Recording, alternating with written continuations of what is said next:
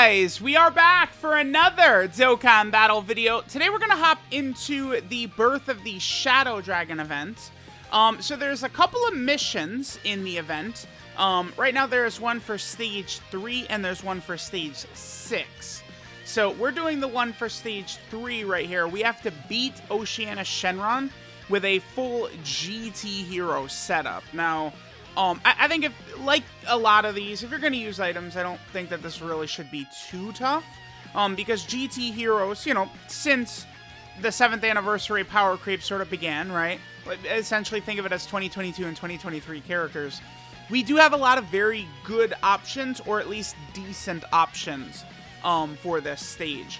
Now, one thing to keep in mind with these Shadow Dragon events, to me, I might search someone out to find out like the actual like stats of this and stuff like that, but it appears to me that this is it's similar in structure to the God event, but even more so. It feels like type advantage characters, even beyond just type advantage, they're tanking better and hitting harder with type advantage, right? Again, now, typically in every event in the game, right? Yeah, type advantage, you'll do better.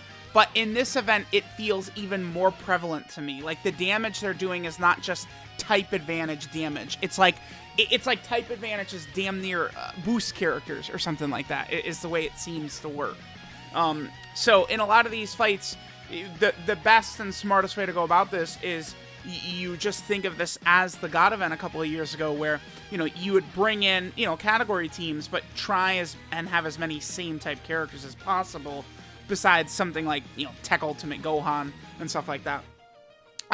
Now, I don't really think that this mission, I mean, even no items, this probably is not going to be too bad, again, because we have a lot of characters, right? We have Ultra Full Power Super Saiyan 4 Goku, Super Saiyan 4 Gogeta, and LR Oob as EZA characters. Now, LR Oob is, I would say, a little bit better than many people give him credit for. He does actually kind of contrast this LR right here, though, right? In that, you know, you fall below 50% HP, Oob will heal you, but getting below 50% HP could allow us to do the Spirit Bomb with GT Goku and Super Saiyan 4 Vegeta, right? So that is definitely something to keep in mind. But Oob can do some stuff, right? Like he's not horrible. You know, he has support. I believe Oob can Rainbow Orb change as well, right? I don't have him completely memorized, but I do remember a lot of parts of his kit. I felt like he was a decent option to bring to this stage, though. Oob, for sure. Now, Super Saiyan 4 Gogeta, remember he's got the 70% counter. And then, of course, we also have access to the Ultra Full Power Super Saiyan 4 Goku, who's not the craziest, but he's pretty good. Now, my intended strategy here was to nuke Oceanus off the field with Pan, because Oceanus has there's two phases here. We have the Int phase, which was a little bit scary, I think, for some of these tech characters we're bringing. And then after the Int phase, we have Oceanus's AGL phase. So this is where all the tech characters come in, and again, a lot of these like tech EZA characters and stuff like that could actually really help us. I believe, unfortunately, what happens is our LR Super Saiyan 4 Gogeta does get cooked, and does not actually do the super attack counter. Recently, I've had pretty terrible luck with LR Super Saiyan 4 Gogeta getting the super attack counters, which is kind of, you know, unfortunate, really. Because it's like, this character right here can be so dominant if, you know, not only are you avoiding the super attack, which is how bosses do all their damage to you, but then you're turning it into an attack for yourself is really good. Now, Oceanus, this isn't really a great turn, because I don't like the idea of GT Goku and Super Saiyan 4 Vegeta in slot 1 type disadvantage, even with a lot of their damage reduction built up. So we use Super Saiyan 4 Goku in slot 1 right here. Oceanus can double super in this phase, which, again, I believe she does, and I believe she does tag LR Super Saiyan 4 Gogeta for a substantial amount of damage at the end right here. I was not able to quite get enough ki for Super Saiyan 4 Gogeta. You know, it can happen. This is why Rainbow Orb Changers could be so impactful. I could have brought either the GT Goku or the GT Vegeta, but, I mean, remember, those characters are not going to be great defensively. I feel like the GT Goku would probably be a bit of a better pick for this mission, since he'll at least have type advantage in the first phase, which can help you. And remember, that GT Goku, if you're using him off of a GT Hero team, it just completely sucks. On the GT Hero team, at least with type advantage, I think he could be competent defensively. Like, competent, I would say. In Super Saiyan 4 Gogeta, we do get some additionals, but even with that, I believe we do get tagged here for a very significant amount of damage. Let's see, no, getting the 18 key wouldn't have even saved us. And then here we go. He did not dodge, so then we eat a lot of damage right here. I guess it's probably impressive that he does survive that anyway, but it puts us at a pretty low HP threshold at this point. Now, I was not able to get Pan enough attacks early on, unfortunately, in order to get her active skill. This is what's interesting about this Shadow Dragon, Birth of the Shadow Dragon event. This is a shorter fight, right? Like, we finish this before Pan can use her active skill. Now, Pan would be able to use her active skill. LR Super Saiyan 4 Gogeta will allow her to use it, but only if you're not fused. But I could sense that this fight was going to be wrapped up before I would probably get back to a turn with Pan. So I felt like it was, like, at this point, like, I realized, like, we're not getting the active skill.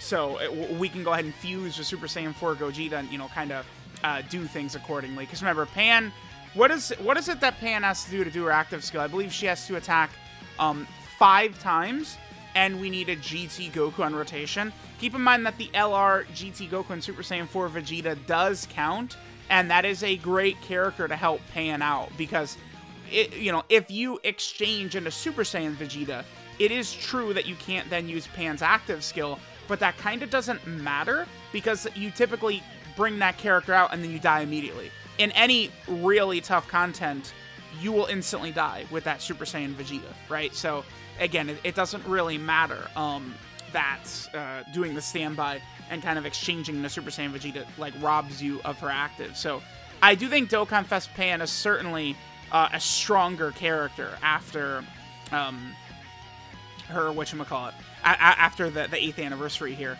One thing is that her design just really, it is questionable, because they want you to run her in slot 1, but, like, oftentimes she's not good enough defensively to be in slot 1. It's like you're just running off of pure luck. Like, okay, let's just hope that the boss super attack is in the exact right spot for us here. I do like to try and do things what puts us in the best position, and usually running Pan in slot 1 I feel like is not actually the best position. So we would be able to get Pan's, next turn. If she came back and she was on a rotation with GT Goku, we would be able to use her active skill. Oob transforms for us, which is actually pretty helpful. I guess I say that, but it does rob us of being able to get the Spirit Bomb. We don't actually get the Spirit Bomb right here, but this is why this unit is so crazy. If you don't die on the turn, you could have a really bad scenario where you're left with a very small amount of HP and lose next turn. That's something I've worried about since the Namek Vegeta and Exchange Goku came out that revives that way. It's always been a concern of mine, but I've found it doesn't really happen too often. That's not something I've consistently lost, because one of these weak characters that's meant to just revive doesn't revive, and then I lose on the next turn. That's only happened to me, like, once or twice. I remember a notable example of LR Future Gohan and Trunks, that happening with them, but that's pretty much it. So Oob gets stunned right there, but I mean, I feel like he does probably eat that super rather well, considering he did not super right there. And then remember, Vegeta here is Giga charging Ultra Full Power Super Saiyan 4 Goku at the end, right? The 8 key and 80% attack is really helpful, and so he's able to just lay the hammer on Oceanus, and then boom, that's done. Again, the mission here was just to finish with a full GT hero team, and of course, I like to do my no-item runs with it. So like this run really wasn't that bad, right? I still have one more stage to complete, and that, of course, is the Ice Shenron stage. And then, of course, there's also going to be a mission for the Ice Shenron stage as well. I think that the Shadow Dragon event is decent. I don't really have an issue with this type of difficult content. Again, it's kind of like a different thing. I think if the 8th anniversary really wanted to solidify itself, we could also get a red zone in part 3 in the EX part. I'm not just kind of throwing BS out either. Apparently, there are missing tickets in the database, so it does seem like it is rather possible that a red zone could show up at the end of the anniversary, but, you know, we'll see. There's tickets coming. We don't know what they are. Probably red zone, but again, we'll see. Maybe a new legendary event or something. Who knows, right? Could be something pretty fun. But there we go. We got this mission done. Let me know what you guys think of the birth of the Shadow Dragon event. Thanks, guys, for watching, and I will catch you guys next time.